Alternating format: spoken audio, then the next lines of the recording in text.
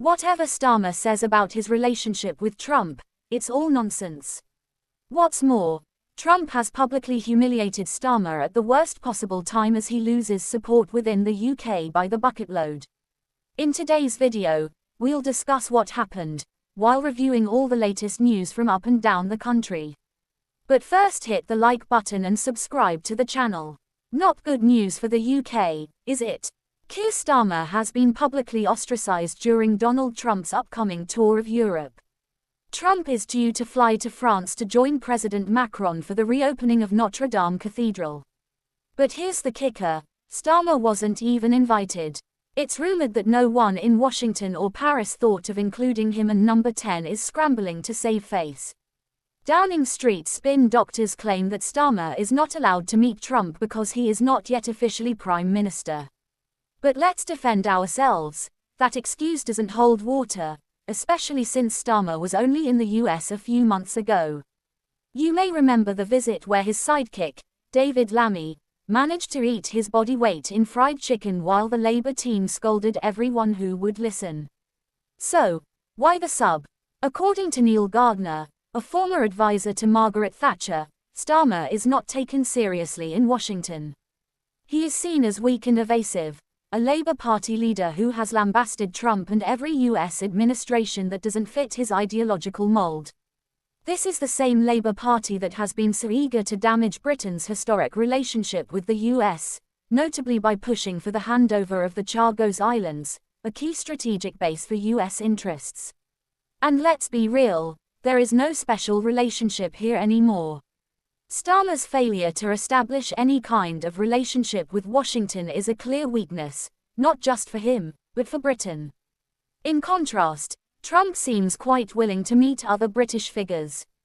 Prince William, for example, is due to meet Trump and other dignitaries during the visit, which has highlighted Starmer's isolation on the global stage. This is nothing short of humiliating for Starmer. He is already struggling to present himself as a capable leader, and staying out of such a high-profile event only reinforces the impression that he is not up to the job.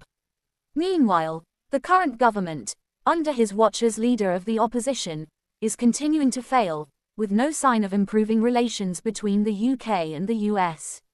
So, when world leaders gather in France to celebrate, Starmer will be left unsatisfied and irrelevant. This is not just a shock, it is a statement, and it is not good for the UK. What are your thoughts on this? Let me know in the comments.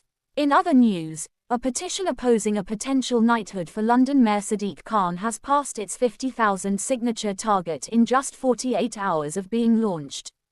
The campaign comes after the Financial Times reported that Khan was on a New Year's honours list, which also includes former West Midlands Mayor Andy Street, former Schools Minister Nick Gibb and former Environment Secretary Ranil Jayawardena.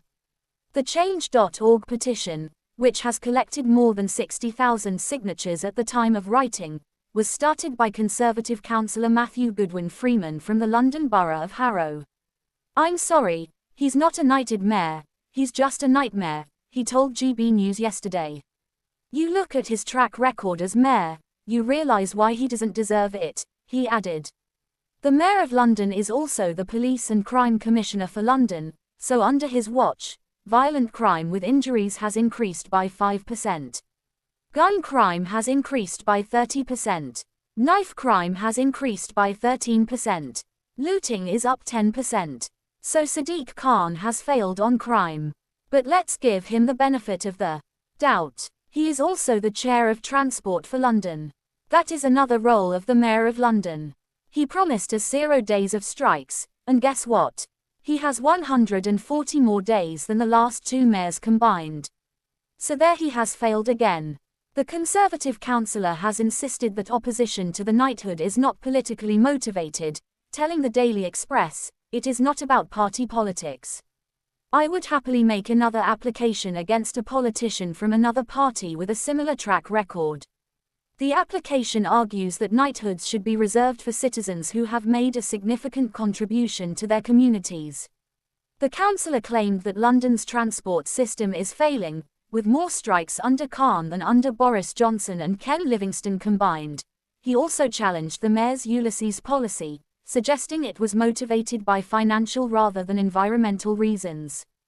The council pointed to Metropolitan Police figures showing a rise in violent crime under Khan, while rejecting City Hall's claims of a reduction in air pollution.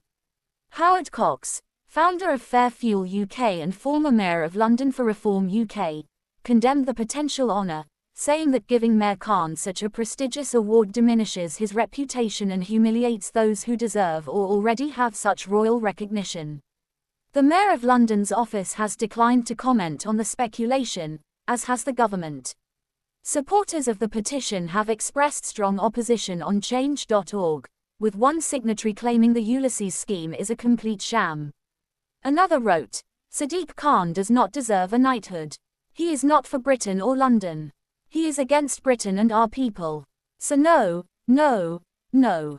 Finally, King Charles has given Princess Kate a special gift in support of them together. At the Christmas Carol service, despite being absent from last night's proceedings, the monarch donated countless fir trees that were used to decorate Westminster Abbey for the occasion. The gesture was acknowledged in the service's order, which featured a heartwarming drawing by Charlie Maxey alongside the gift on the cover. It read, "Thanks to His Majesty the King for donating Christmas trees from Windsor Great Park to decorate Westminster Abbey. The trees will be donated to the local community after the service." The illustration showed a group of people walking through the snow towards the Abbey, arms around each other. The caption read, "How have I helped? You were with me, which was everything." The program was in line with this year's Carol service theme, which was dedicated to those who have shown love, kindness and compassion to others in their communities, and offered encouragement, advice, comfort and a spotlight on how love unites and connects us all. Dubbed the kindness trees, the fir trees were decorated with red notes handwritten by guests, containing messages of gratitude and kindness for loved ones. Prince Louis left a heartfelt note on the kindness tree outside the historic site, thanking his grandparents for playing games with him. It read, "Thank you to Grandma and Grandpa for playing games with me." Buckingham Palace has not released an official reason for the King and Queen's absence. However, the Queen has been reducing her public appearances while recovering from pneumonia. The Queen has missed the external elements of the official visit to Qatar as she has been advised to rest and fully recover. What are your thoughts on what we discussed in today's video?